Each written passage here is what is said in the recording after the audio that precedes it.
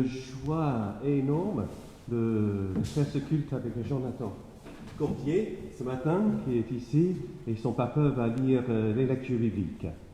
Alors Jonathan, il est pasteur proposant de l'église protestante de Sénégal. C'est exactement ça le titre. Et deuxième année, troisième année commence son deuxième année à Dakar, au Sénégal.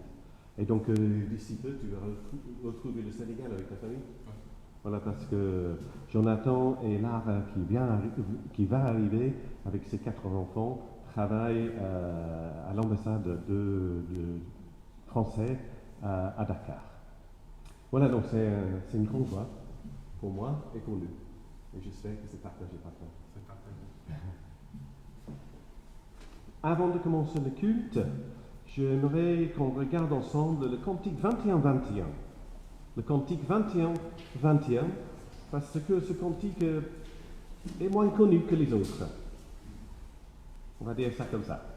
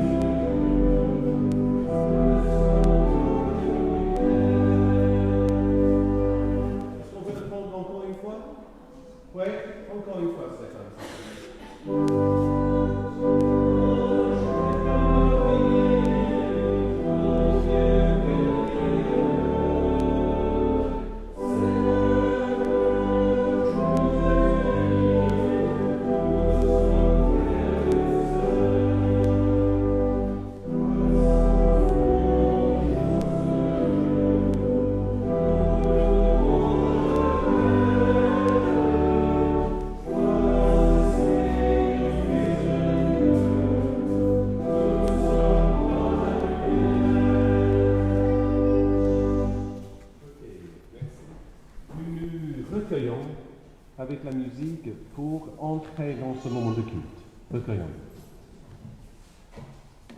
Thank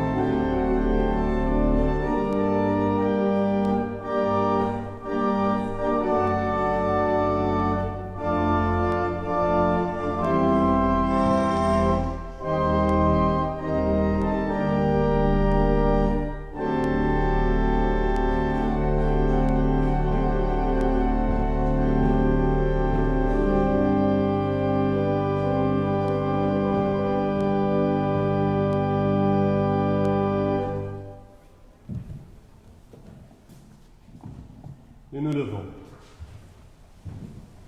Seigneur, je te dis merci de tout mon cœur et je chante devant toi. Que la grâce et la paix nous sont données ce matin et tous les jours de notre vie. Au nom du Père, du Fils et du Saint-Esprit. Amen. Chantons le cantique, le psaume 138, le psaume 138, et nous chanterons les 3 strophes.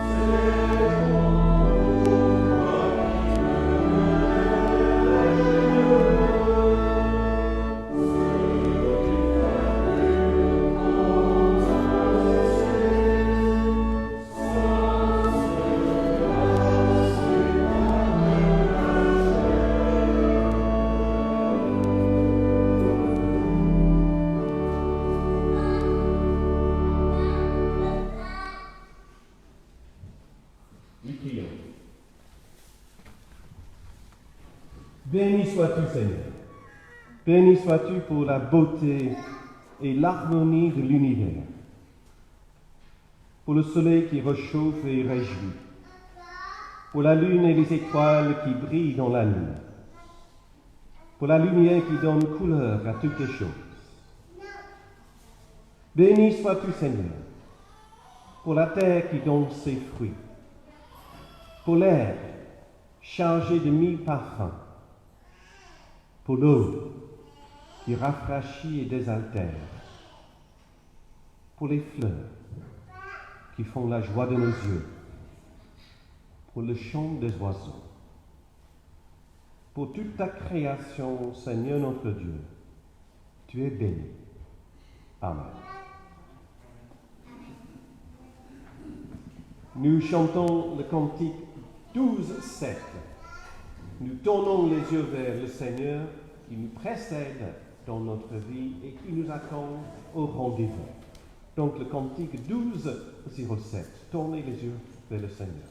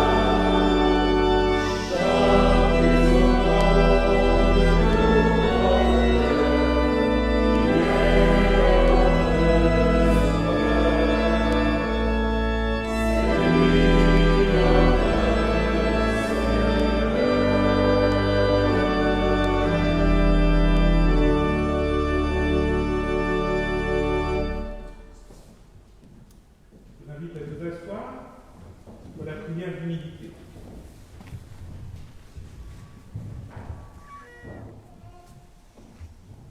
Seigneur, nous avons souvent entendu ta parole.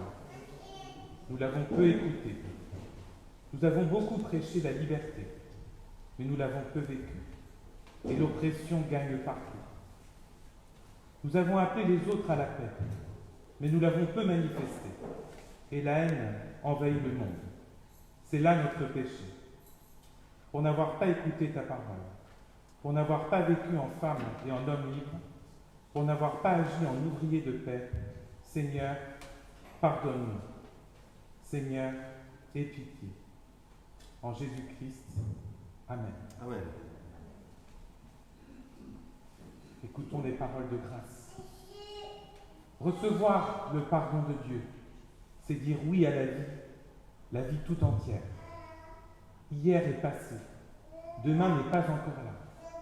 Aujourd'hui, Dieu est parmi nous. Dieu libère en Jésus-Christ, qu'il nous conduise à dire oui à la vie tout entière, oui jusqu'à la vie éternelle. Nous prenons le cantique 21-21.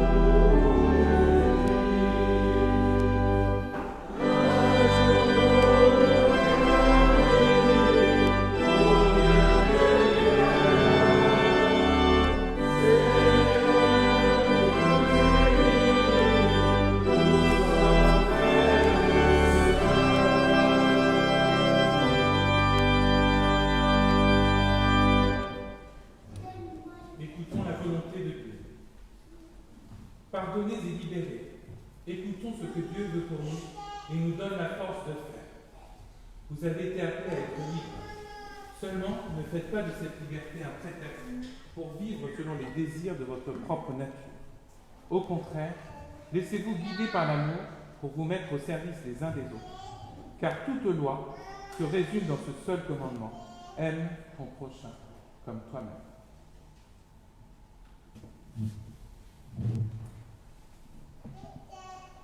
Je proposerai aux enfants qui le souhaitent de rejoindre la sacristie pour entendre parler de la pierre roulée au tombeau.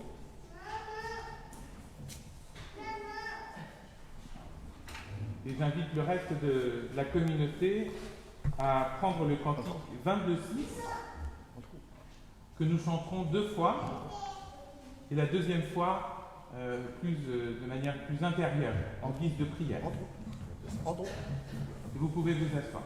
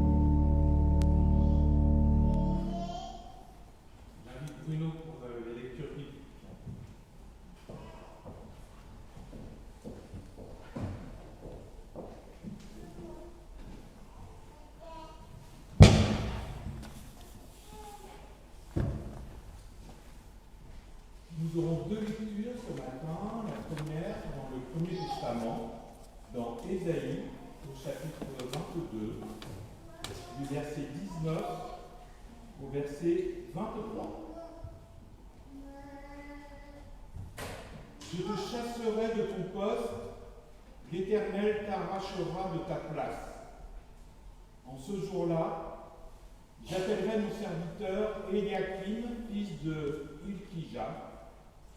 Je le revêtirai de ta tunique, je le ceindrai de ta ceinture, et je remettrai ton pouvoir entre ses mains. Il sera un père pour les habitants de Jérusalem et pour la maison de Juda.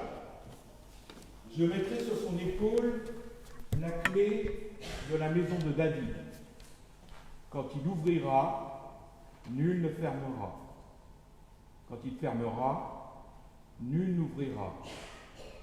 Je l'enfoncerai comme un clou dans un lieu sûr, et il sera un siège de gloire pour la maison de son Père.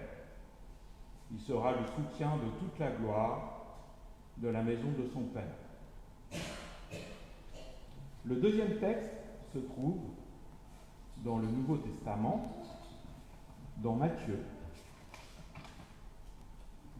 au chapitre 16, et nous lirons du verset 13 au verset 20.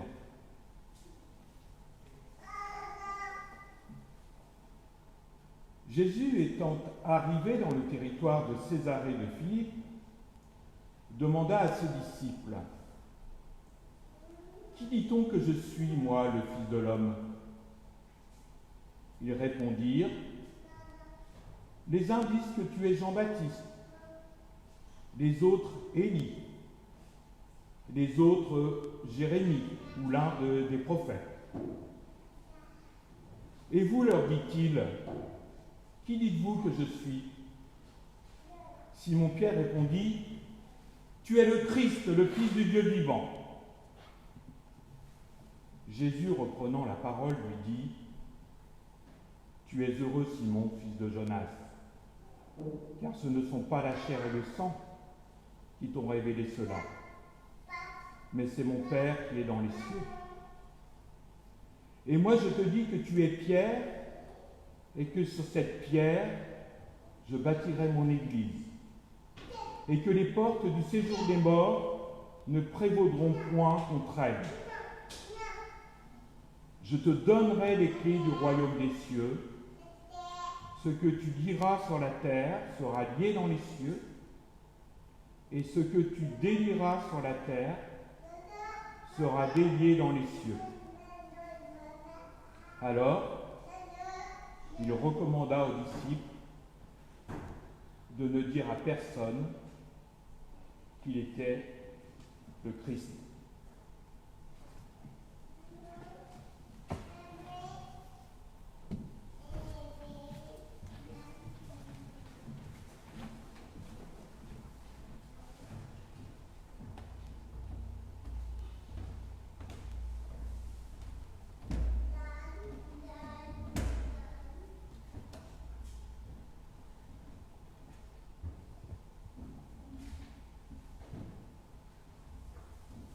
Chers frères et sœurs, l'évangile du jour dit en peu de mots l'essentiel de la bonne nouvelle. En période de crise, on revient souvent à nos essentiels.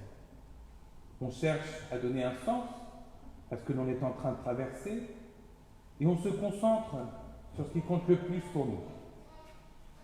La crise sanitaire nous a soumis à rude épreuve.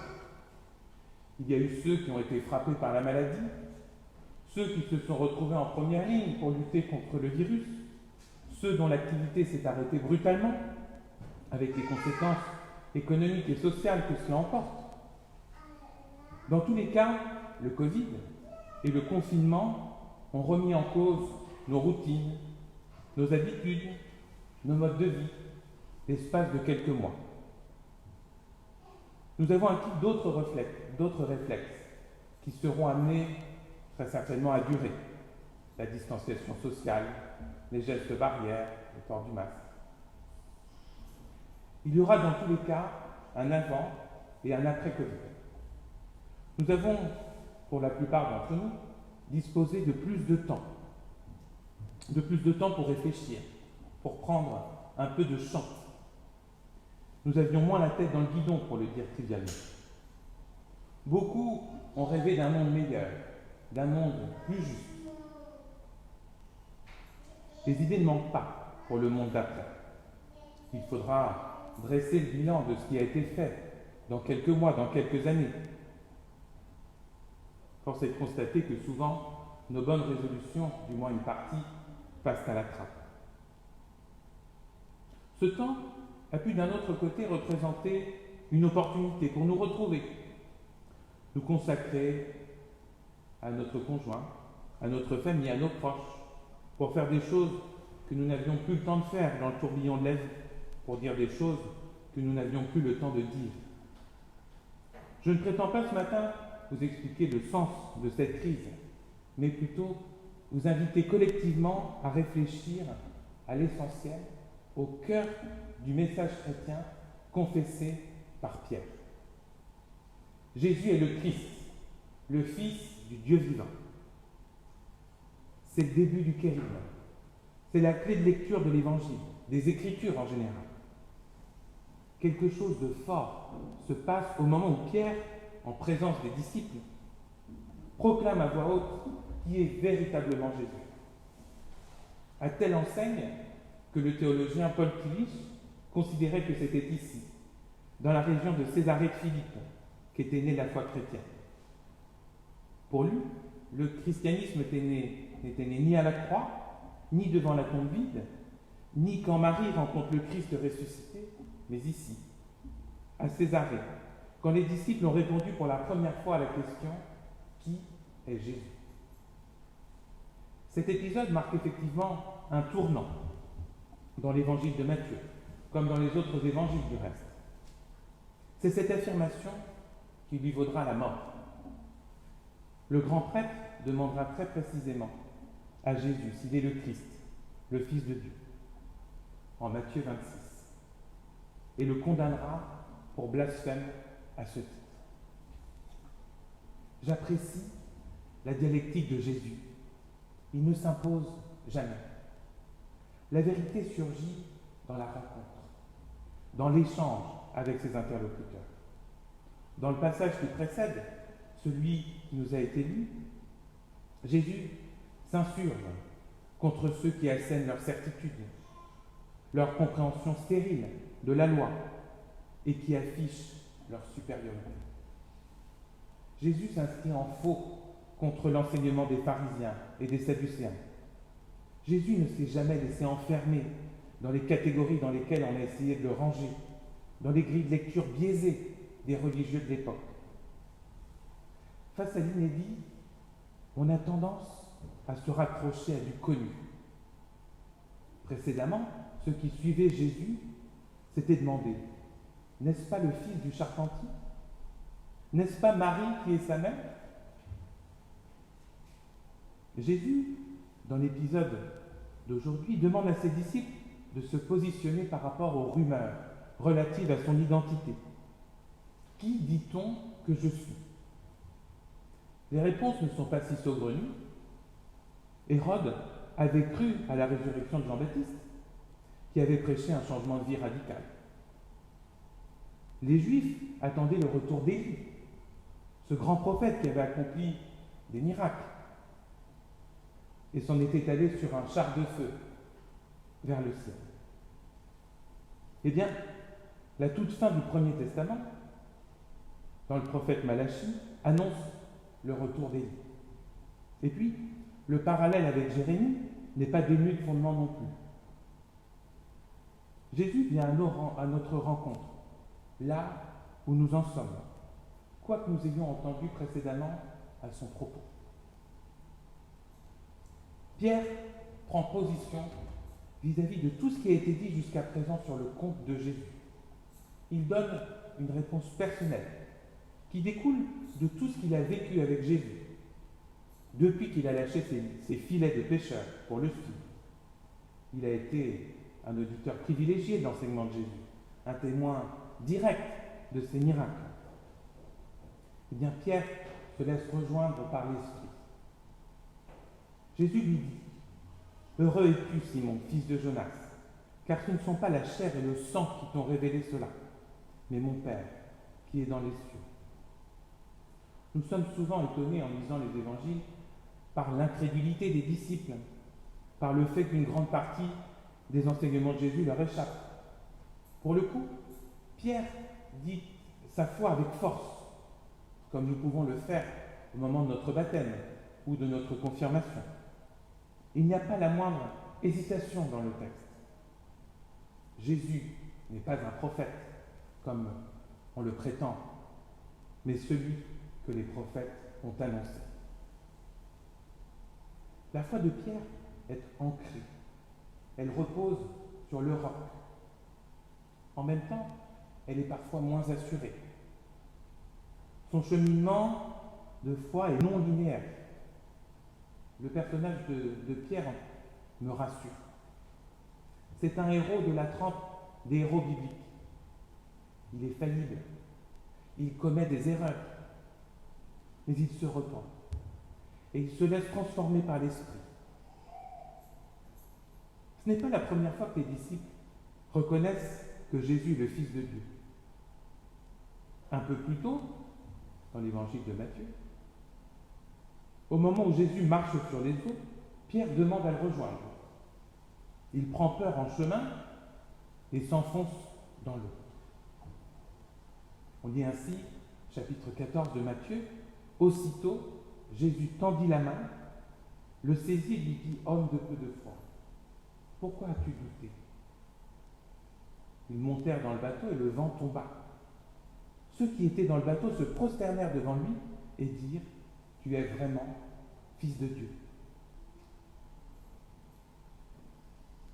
De la même façon, dans le passage qui suit l'évangile du jour, Jésus rabroue Pierre quand il perd de vue sa mission. Jésus annonce sa passion. Pierre rétorque: Dieu t'en préserve, Seigneur. Cela ne t'arrivera jamais. Jésus se tourne vers Pierre et lui dit: va-t'en derrière moi, Satan. Tu es pour moi une cause de chute, car tu ne penses pas comme Dieu, mais comme les humains. Et surtout, Pierre reniera 3 fois le Christ, niant l'avoir connu un jour. Il y a matière à réflexion pour nous ce matin, qui pouvons nous identifier à Pierre. À certains moments, nous nous réclamons du Fils du Dieu vivant. Et à d'autres, nous doutons de la puissance qui découle de cette confession dans nos propres vies. Il est vrai qu'il est plus facile de confesser Christ quand la vie nous sourit, quand nous marchons sur les eaux. Nous réussissons nos études, notre métier, notre mariage, notre vie de famille, nos amitiés. C'est plus compliqué lorsque nous commençons à prendre l'eau. Quand nous sommes dans l'adversité, nous rencontrons des échecs, soit le divorce, un licenciement, une trahison, la maladie, la mort. Et pourtant, ce n'est pas lui qui change. Son identité est immuable. C'est notre regard sur lui qui évolue. Jésus vient à notre rencontre à tout moment. Son pouvoir salvateur n'a pas de limite. Il n'est jamais trop tard pour accepter sa présence dans notre vie, pour se laisser toucher par son amour, pour le laisser nous transformer. Il est allé jusqu'au bout pour nous. Jusqu'où sommes-nous prêts à le laisser entrer dans nos vies, dans toutes les dimensions de notre être, corps, âme, esprit? Y a-t-il des lieux en nous qui résistent à sa vérité, à son amour? Nous nous laissons parfois submerger par les puissances des ténèbres, par des puissances délétères qui nous oppriment, nous privent de notre liberté en Christ, alors même que Jésus a vaincu la mort. Jésus déclare à Pierre que les portes du séjour des morts ne prévaudront pas contre l'Église.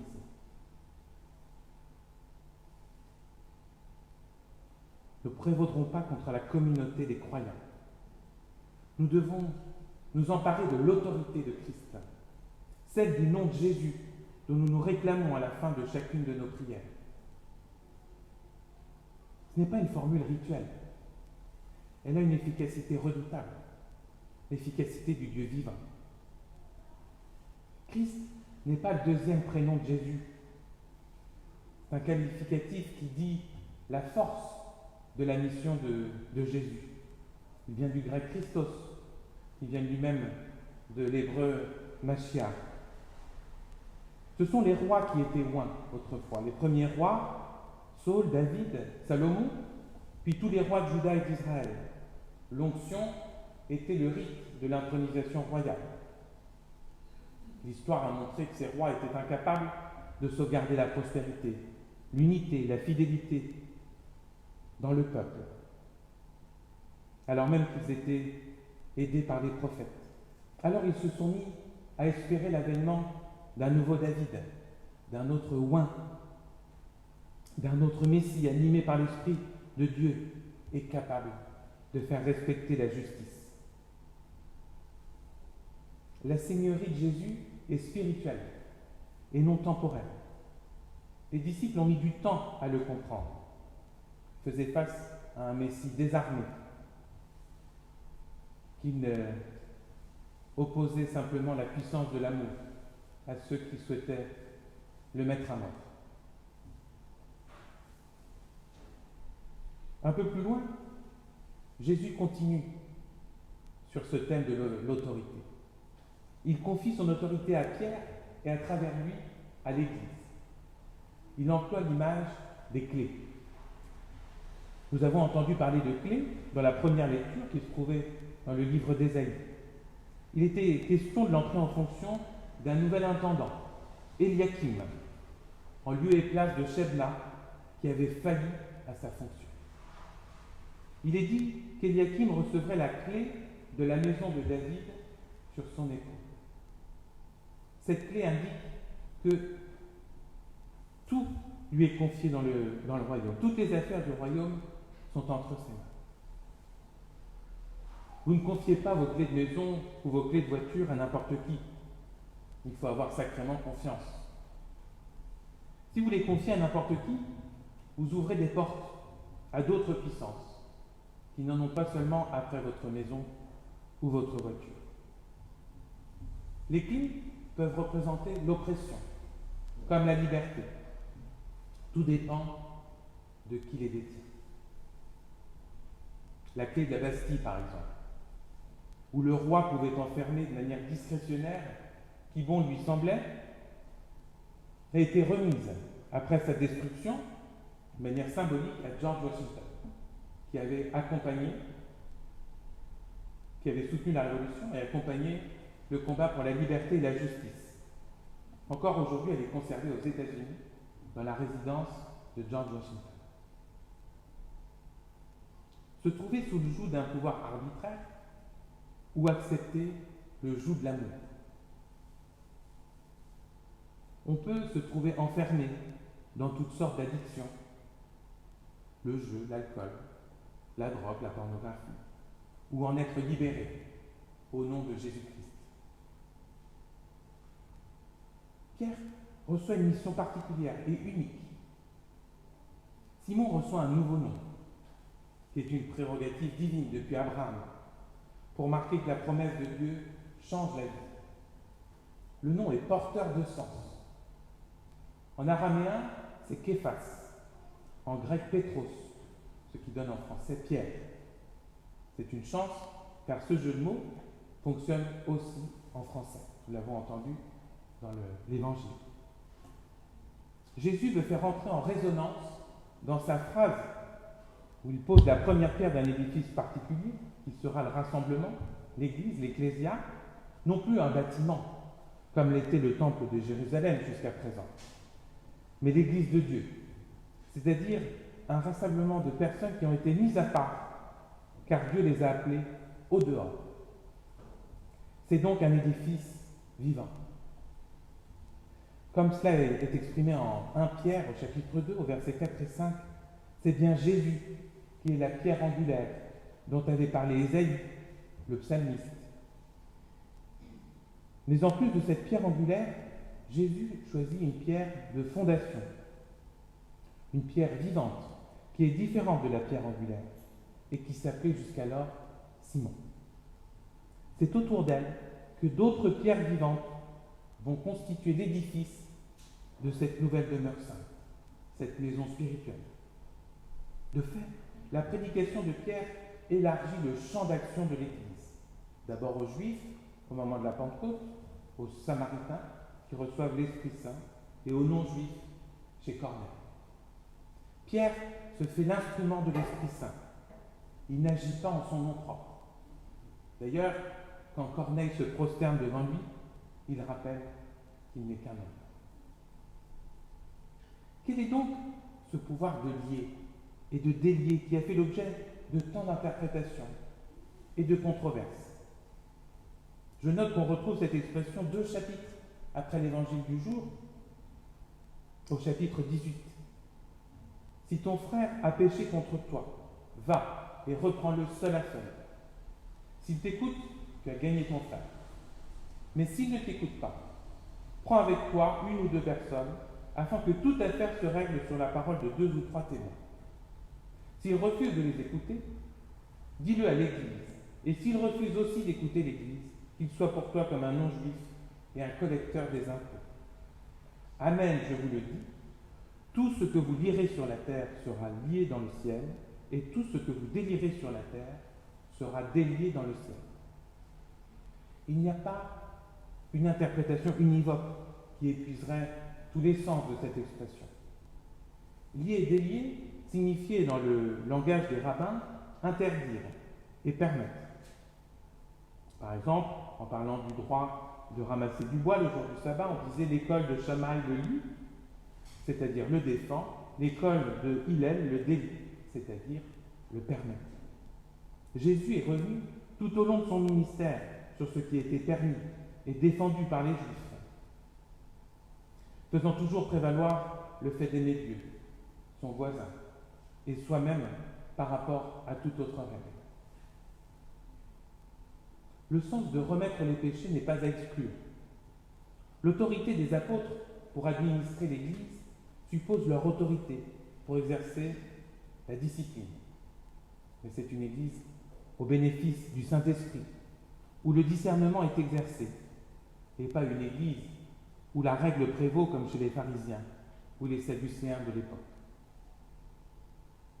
Pour Calvin, ce pouvoir des clés n'était rien d'autre que le ministère de la parole, qui proclame que tous les esclaves du péché et de la mort sont libérés par la rédemption qui est dans le Christ Jésus. Pour Bullinger, tous les serviteurs de l'Église, régulièrement appelés, possèdent les clés du royaume des cieux et exercent le pouvoir des clés lorsqu'ils proclament l'Évangile. Nous voici tous responsables de nos actes et responsabilisés. L'autorité du Christ n'est pas l'apanage de quelques privilégiés. Si nous confessons Jésus-Christ, Fils du Dieu vivant, nous sommes revêtus de son autorité dans nos vies et au profit de nos frères et sœurs dans l'Église. Amen.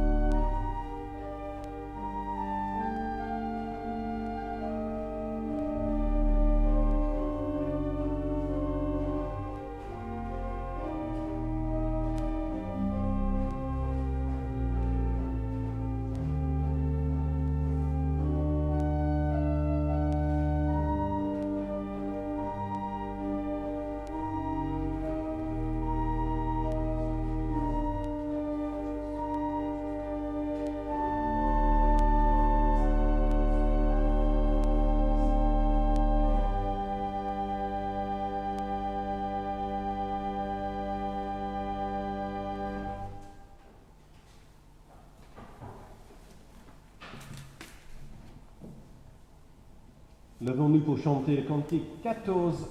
Le cantique 14-9.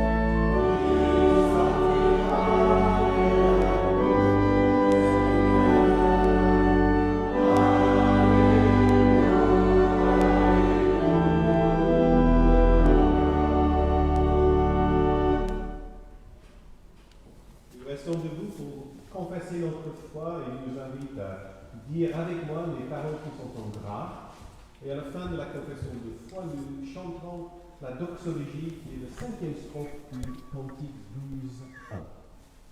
Donc cherchez déjà pas le royaume de Dieu, ou oui quand même, mais le Cantique 12.1 ici.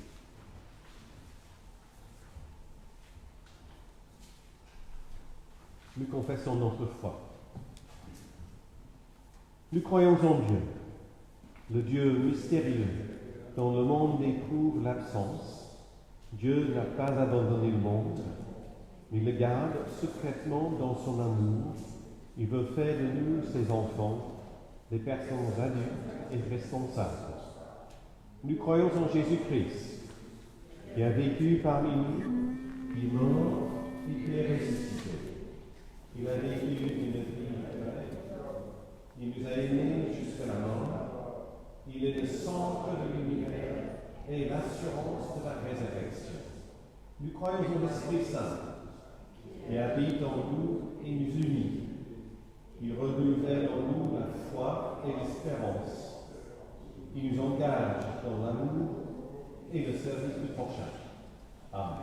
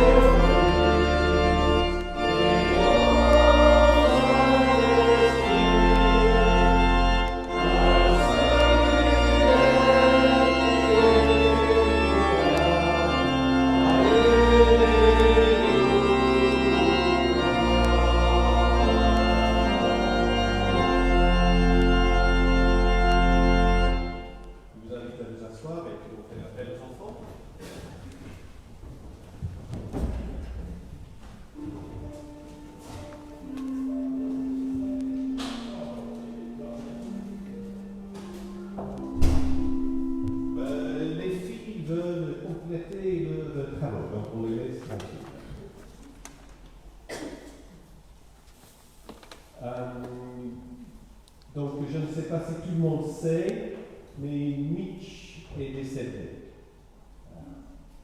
Il est décédé jeudi vers midi à l'hôpital de Dieppe. Il était hospitalisé la veille, le soir, et puis il s'est suite à une infection pulmonaire. Donc, dans l'impossibilité, à cause de crise sanitaire, que ces enfants viennent de Californie pour assister, nous avons, avec les pompes funèbres, organisé le culte ici dans ce temple le jeudi 27 août à 18h30. Ce qui permet, avec un lien Skype ou Zoom, que les enfants à 9h le matin en Californie puissent assister. Donc voilà. C'est une tristesse, en tout cas personnelle, que je ressens profondément. Nous sommes de tout cœur avec Christine et avec Patrick, parce que nous avons fait les obsèques de ton papa vendredi matin à Dieppe, et donc on vous soutient avec les enfants et les petits-enfants dans nos prières ce matin aussi. Vous avez entendu parler comme moi des événements au Mali. Donc j'aimerais bien que Micheline, tu peux nous dire 2 mots, s'il te plaît.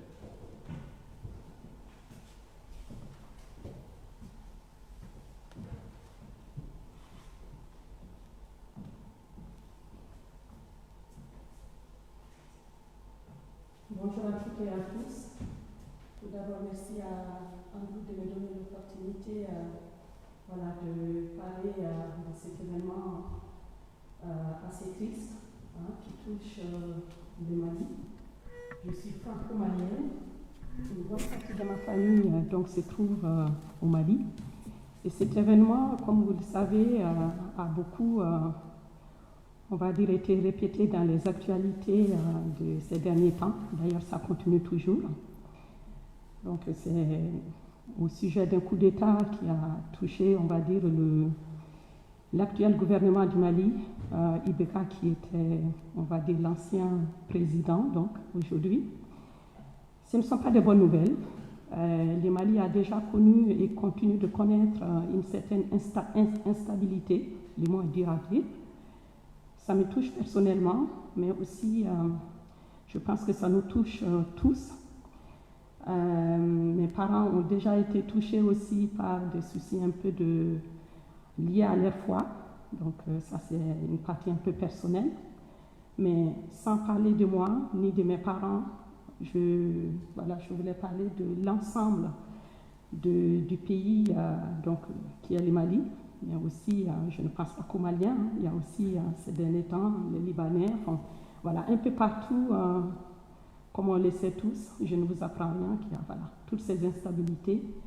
Et là, voilà, Andrew me donne l'occasion d'en parler, et voilà, nous avons besoin de votre soutien en prière pour que Dieu puisse accorder au Mali un certain répit quand même, parce qu'avec tous ces événements, les djihadistes et tout ce qui vont avec, un certain répit et des dirigeants pleins de sagesse, parce qu'on en a besoin, vraiment. Donc, ça me touche. Merci.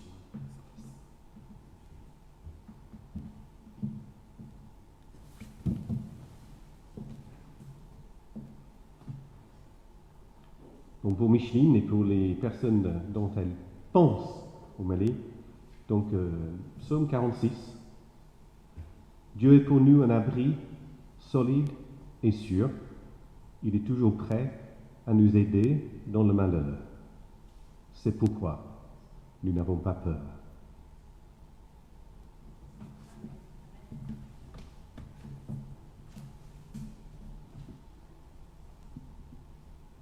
Des événements tristes et difficiles, des événements de la joie, de débordement de la foi et le moment de l'offrande. Que notre offrande soit une reconnaissance de ce que nous avons reçu déjà de la part de la bonté de Dieu. Notre offrande.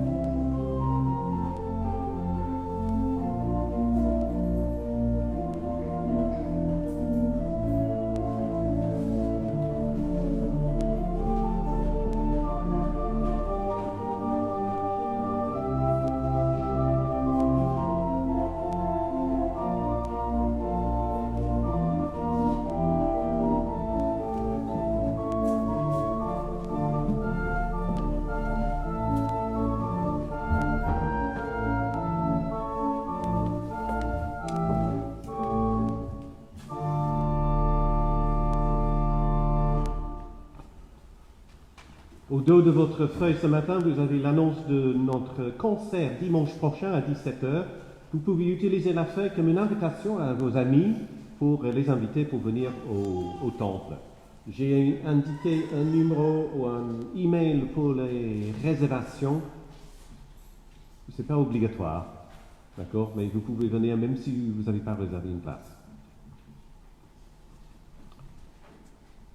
Nous prions ce matin avec cette prière de réfugiés huguenots à Amsterdam en 1687. Nous prions.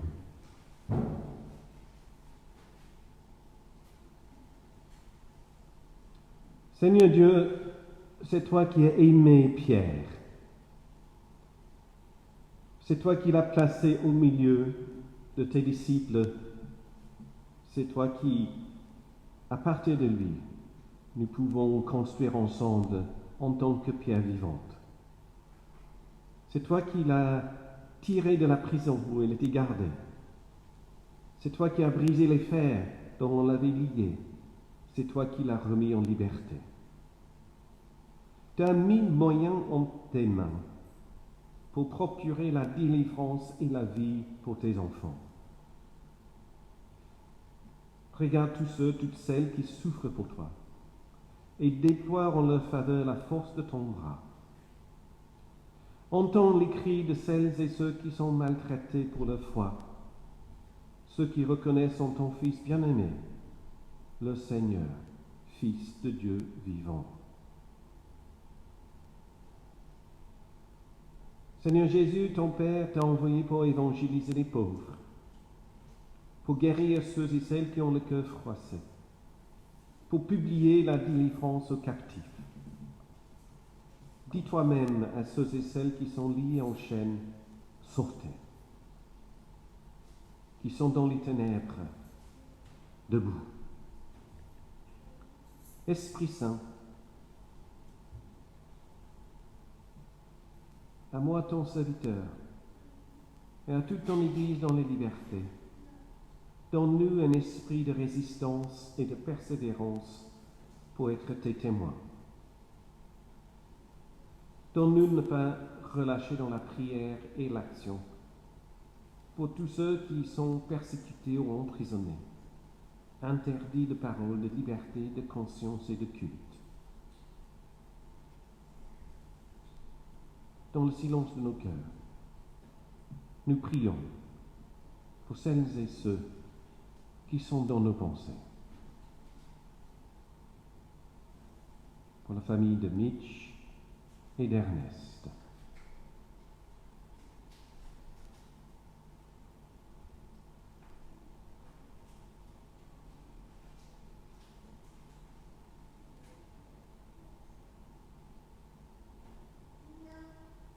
Seigneur, dans ce combat pour la liberté, la justice et la vérité, que la haine et la violence ne l'emportent pas sur ton amour et ta paix. Nous qui te disons, notre Père, qui es aux cieux, que ton nom soit sanctifié, que ton règne vienne, que ta volonté soit faite sur la terre comme au ciel. Donne-nous aujourd'hui notre pain de ce jour. Pardonne-nous nos offenses, comme nous pardonnons aussi à ceux qui nous ont offensés. Ne nous laisse pas entrer en tentation, mais délivre-nous du mal. Car c'est à toi qu'appartiennent le règne, la puissance et la gloire, pour les siècles des siècles. Amen.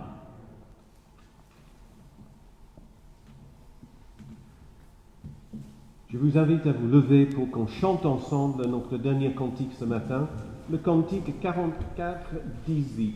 Et je vais demander à Stéphane de jouer en entier le cantique avant qu'on le chante. Et donc,